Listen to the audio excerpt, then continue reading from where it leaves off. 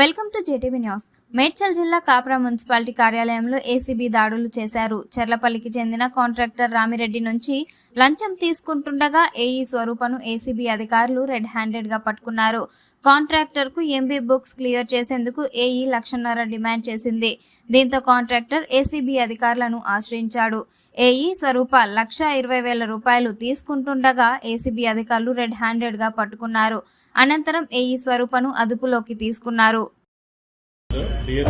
Rangareddy range ACB మాకు ఒక complaint వచ్చిందండి. ఒక కాంట్రాక్టర్ గారు ఇక్కడ సీసీ రోడ్స్ లే చేయడానికి అతనికి కాంట్రాక్ట్ టెండర్ ద్వారా వచ్చింది.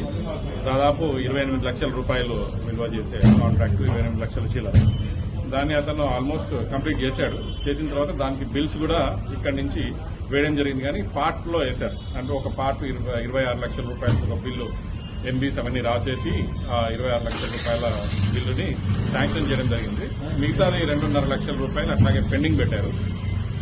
దానికోసం అని చెప్పేసి ఇక్కడ తిరుగుతూ ఉంటే ఇక్కడ ఏఈగా పనిచేస్తున్న స్వరూప గారు తను ఈ ఒకటి ఇంతకుముందు ప్రాసెస్ చేసినందుకు తర్వాత మళ్ళా ఈ యొక్క 2.5 lakhs రూపీస్ ఏదైతే ఉందో అది ప్రాసెస్ చేయడానికి 1,00,000 రూపాయల 1,50,000 రూపాయలు డిమాండ్ చేసింది అన్నమాట లంచంగా.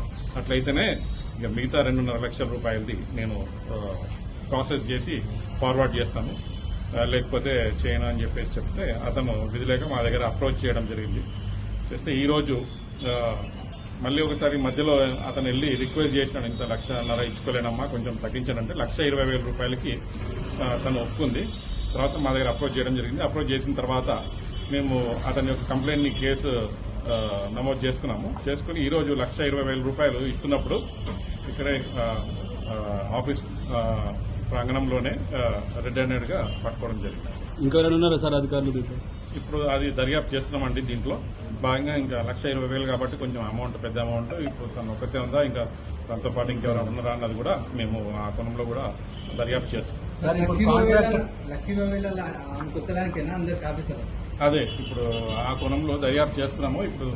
ఇప్పుడే పరవడం జరిగింది. ఇంకా కొంచెం సమయం పడుతుంది. ఆ దర్యాప్తు దాంట్లో ఎవరున్నా కూడా ఎవరిని వదిలేది ఉండదు. అందరూ దాంట్లో కంపల్సరీగా ఆ దర్యాప్తులో భాగంగా అందరిపైన కూడా. కాంట్రాక్టర్ ఏం చెప్తున్నారంటే స్థానిక కార్పొరేటర్ సహా డిమాండ్ చేసిందని చెప్పి చెప్తున్నారు. దానిపైన కార్పొరేటర్ పేరు కూడా వాడుకున్నది. కార్పొరేటర్ పేరు చెప్పి డబ్బులు ఇచ్చిన తర్వాతనే పనులు స్టార్ట్ చేసుకోవాలని మాకు వచ్చిన కంప్లైంట్ లో దిశగా మేము ఎంక్వైరీ చేస్తామండి. దీంట్లో ఏమి కంప్లైంట్ లో వేరే ఏమి ఇన్ఫర్మేషన్ వచ్చినా కూడా దాంట్లో కూడా మేము దర్యాప్తు చేస్తాం. అది మీ తనిఖీల్లో టౌన్ ప్లానింగ్ మీద ఏమన్నా కంప్లైంట్స్ వస్తున్నాయి?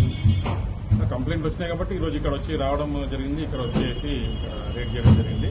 అట్లాగే ఎవరైనా కూడా ఎప్పుడైనా ఎవరైనా గవర్నమెంట్ సర్వెంట్స్ వాళ్ళు చేయాల్సిన పనిని చేయకుండా చేయడానికి మీకు మళ్ళీ ఎవరైనా డబ్బులు డిమాండ్ చేస్తే దయచేసి ప్రజలకు విజ్ఞప్తి 1064 మా టోల్ ఫ్రీ నెంబర్ కానీ వాట్సాప్ నెంబర్ కానీ ఫేస్బుక్ ద్వారా కానీ చేయమని రిక్వెస్ట్ చేస్తాను.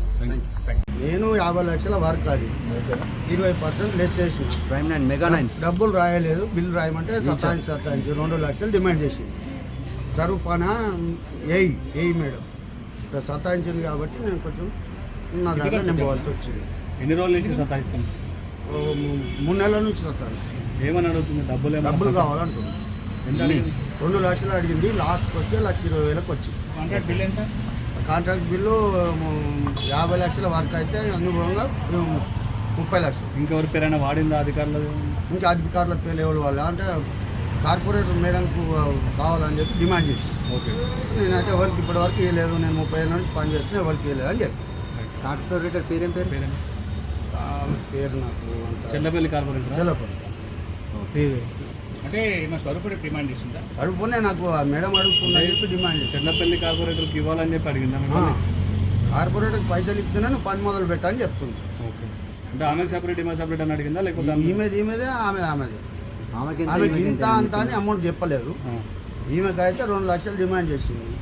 నా దగ్గర లేవు మేడం, అంత లేవు అని చెప్పి 1,20,000 ఓకే. ఇప్పుడు అధికారులు ఎప్పుడు అప్రోచ్ చేయాలి?